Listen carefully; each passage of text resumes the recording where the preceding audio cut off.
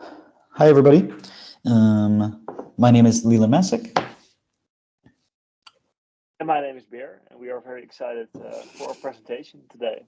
Yeah, we're going to be introducing a new theory of humor as playful transgression and present a continuum from funny to humor to comedy.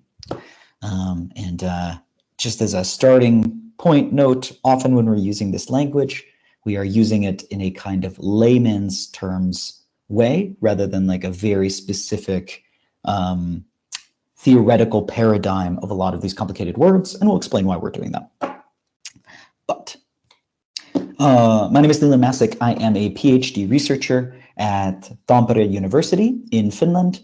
I study playfulness and well-being. So I study what is considered playfulness or the experience of play across culture, and also how it associates to predominantly positive psychology and subjective well-being in people.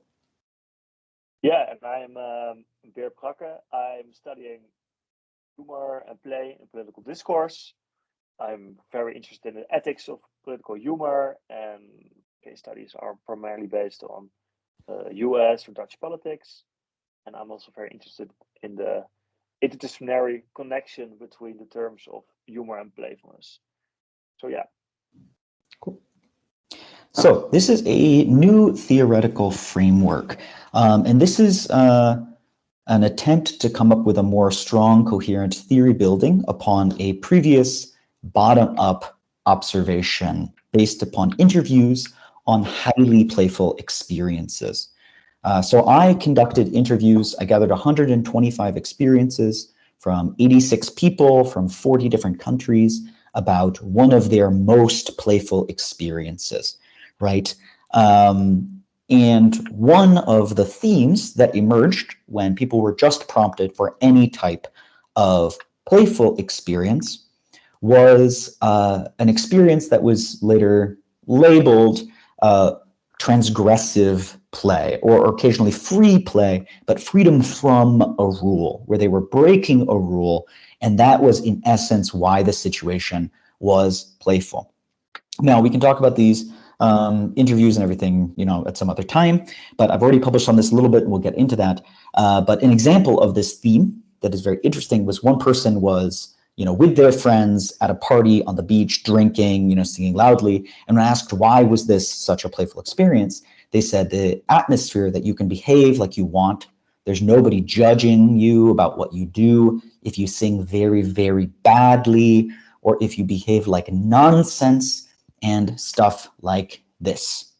So this was really common to this theme. It was this focus of the freedom to do things wrong or randomly, which people always kind of associated together. So this kind of explains a little bit of our use of language here, right? This comes at the first place for how people kind of just use these words, like what is something that's funny, what is humor, what is comedy for people in these experiences that we now want to make more theoretical. So the first big theoretical piece that is critical to unpack our claims is the larger work on playfulness that I have published, which is a reframe to talk about things that are engagement prioritizing. And what I mean here is that it is a relative position where engagement, or how engagement occurs, is treated as more definitive of the situation than other things or any other thing.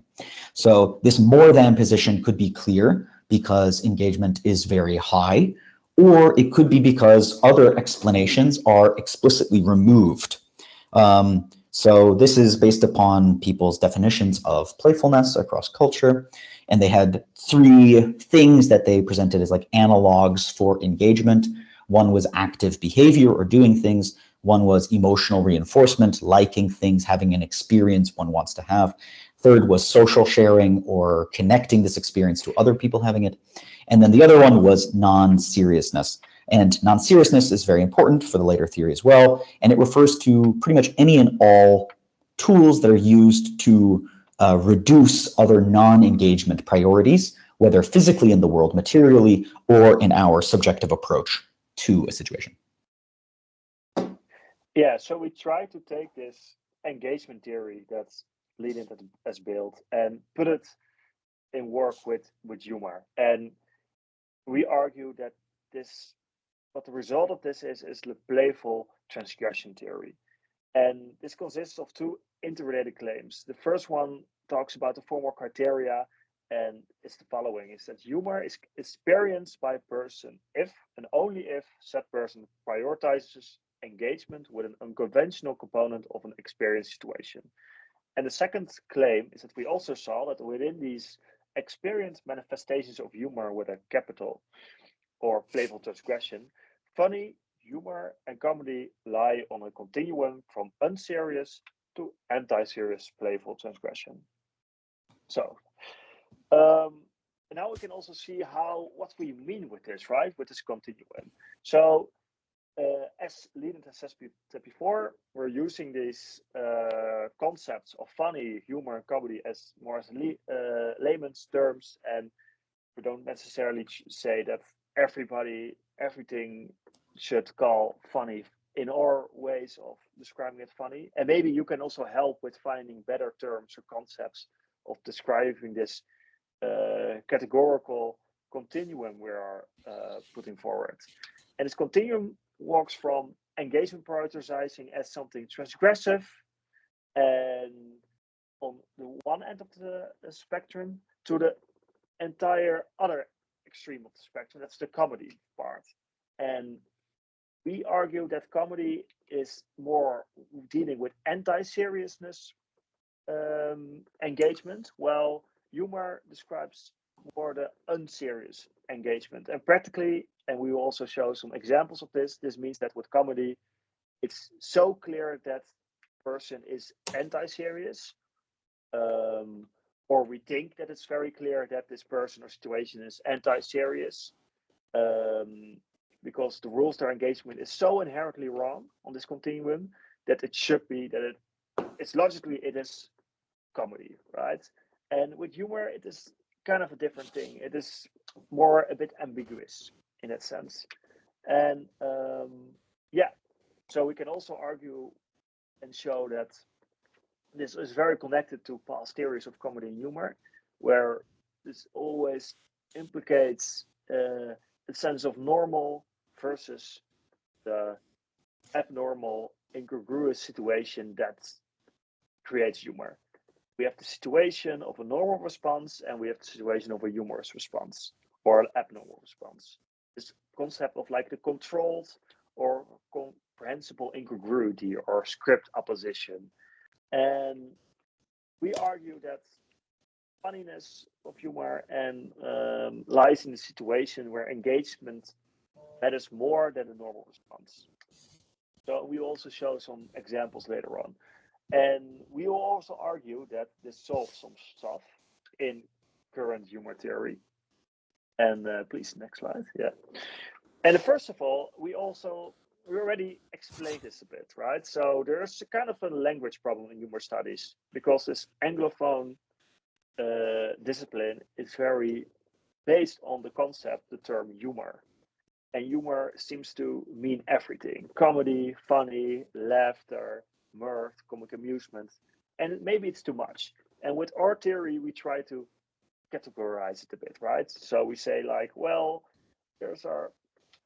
we have this playful transgression theory, and we see that at different sides of the continuum of playful transgression, there are different forms, categories of humor.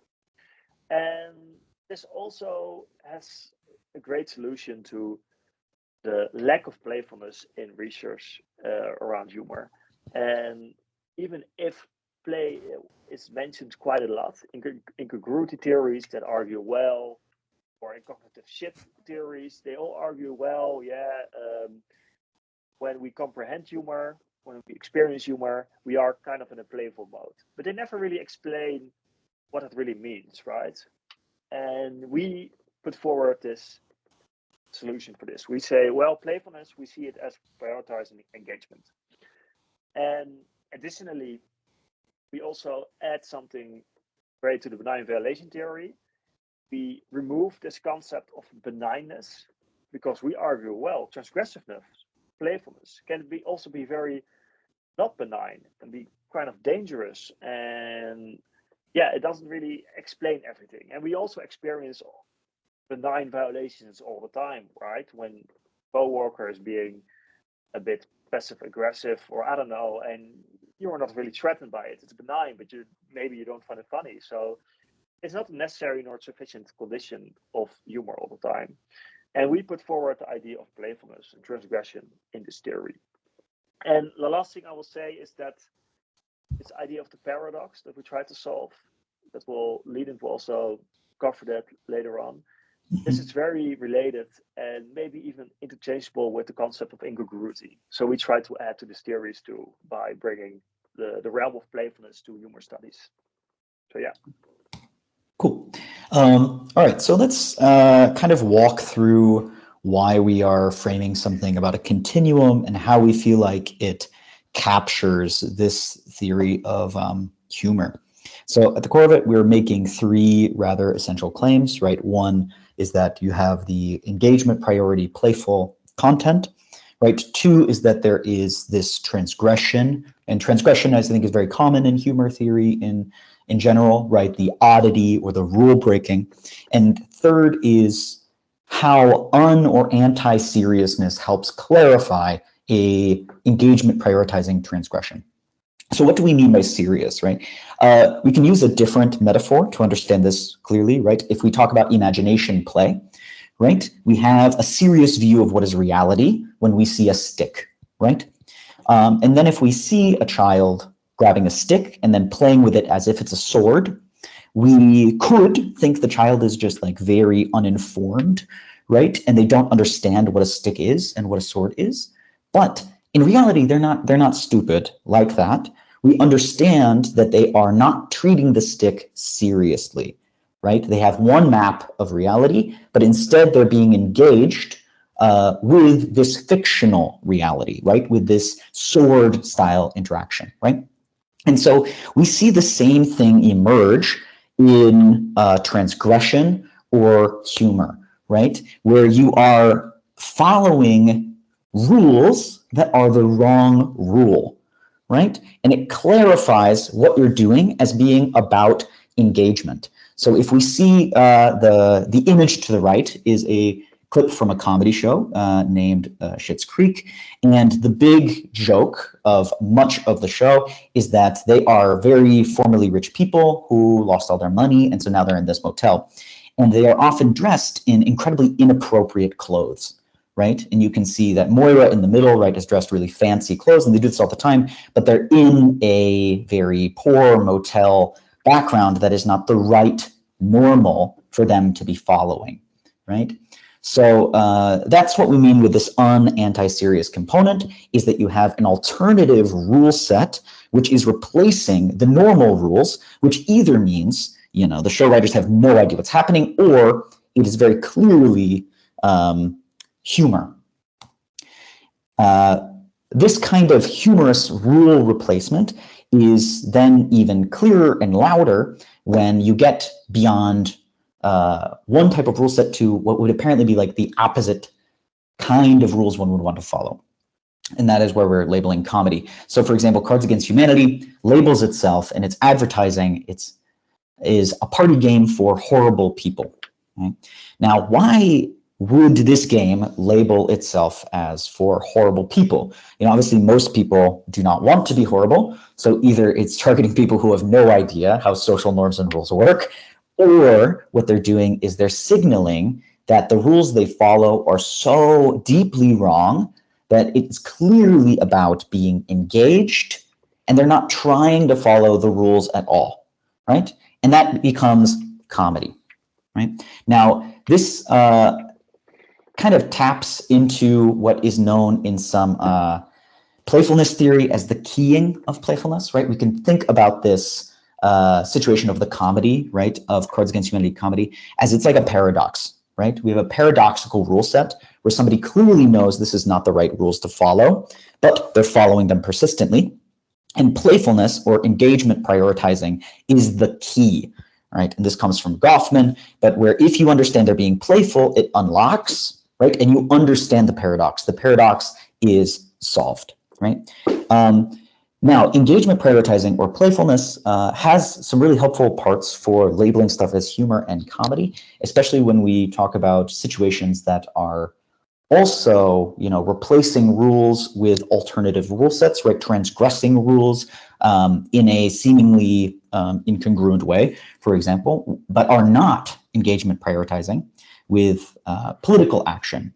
So, for example, the Greensboro sit-ins in the civil rights movement involved a lot of African Americans coming into whites-only cafes and sitting down, ordering coffee, and just attempting to have a normal cafe experience. Now, they were clearly embodying one rule set, right? Going to a cafe. That was the wrong rule set, right? Because this was a whites-only oppressive system environment, they knew they were transgressing the rules by obeying this alternative rule set. Yeah. But this paradoxical transgression is not solved by engagement priority, because the priority of their action was clearly to solve the problem of oppression within their social system, right? And so the question of why this is not humor and comedy is really helped by this understanding of engagement priority as a key component of an inferred outcome of humor and comedy. Great. So we would love any thoughts, comments, questions, and yeah.